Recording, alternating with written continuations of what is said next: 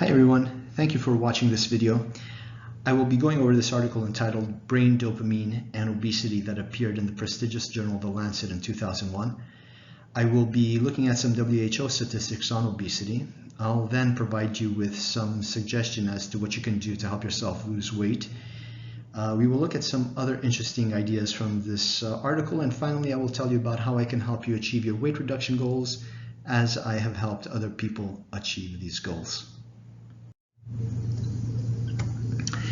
As of early 2022, the WHO estimated 1 billion people on Earth are obese, with 650 million adults, 340 million adolescents, and 39 million children being obese.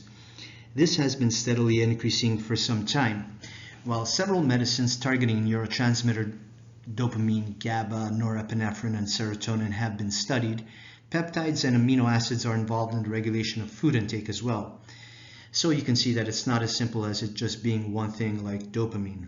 Of all these, dopamine is mostly studied because it seems to regulate food intake by modulating food reward via the mesolimbic circuitry of the brain, which is the area responsible for reward. Drugs that block D2 receptors increase appetite and weight gain, while drugs increasing brain dopamine concentrations are anorexigenic, meaning they help to suppress appetite and thus help you lose weight.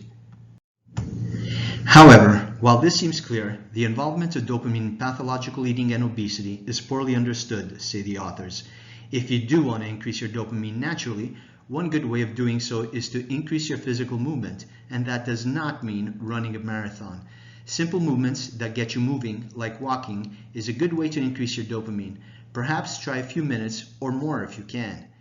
Increasing your physical movement is also a way of expending calories you eat, so you will have a double benefit of 1, increasing your dopamine, and 2, expending the calories from the food you eat.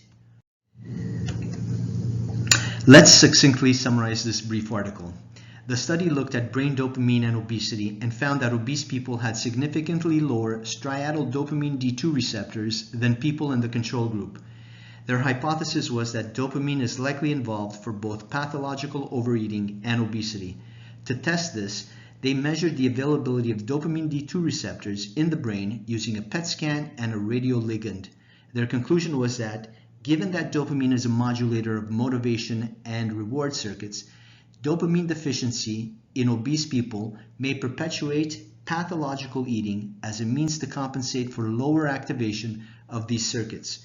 Wang and fellow authors stated that strategies aimed at improving dopamine function may be beneficial in the treatment of obese individuals. Similar to pathological eating, substance abuse disorders also show low levels of dopamine D2 receptors. This made the researchers think that a reduction in D2 receptors is associated with addictive behavior, regardless of whether it is due to food or addictive drugs, as seen in substance abusers.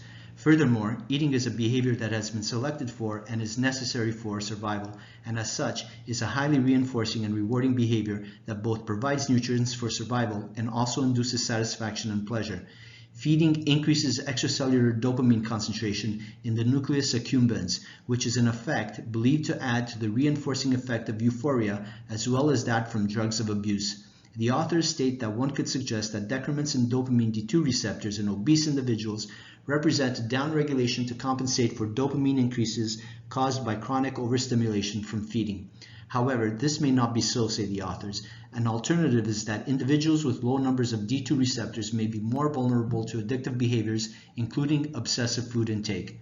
The authors also mentioned that individuals with binge eating disorders are significantly more likely to have a family history of substance abuse than those in the general population.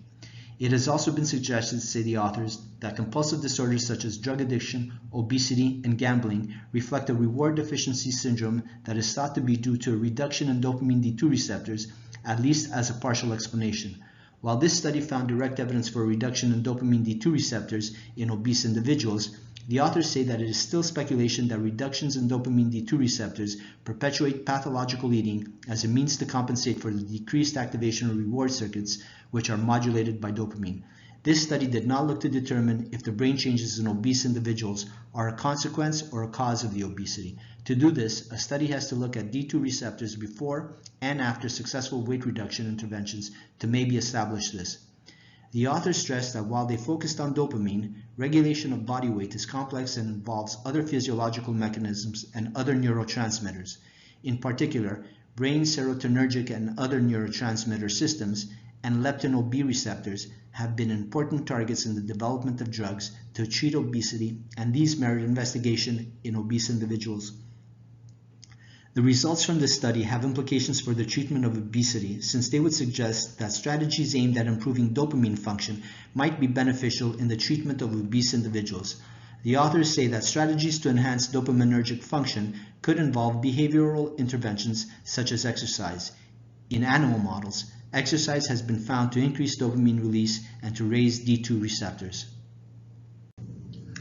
If you like this discussion and are looking to lose weight and are in Rome, and you speak Italian, English, or French, as these are the languages I speak, send me an email to resolvingaddiction@gmail.com. See the link on the screen or in the description box.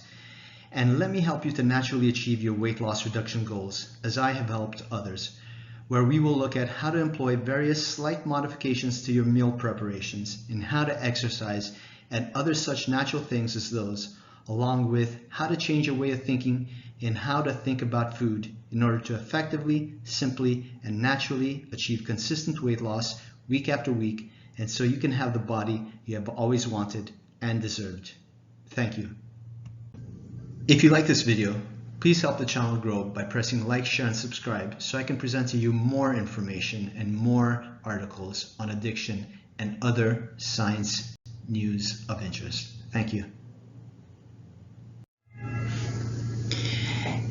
Please find in the description box the link to the article Brain, Dopamine, and Obesity, as well as all other information sources used in this video.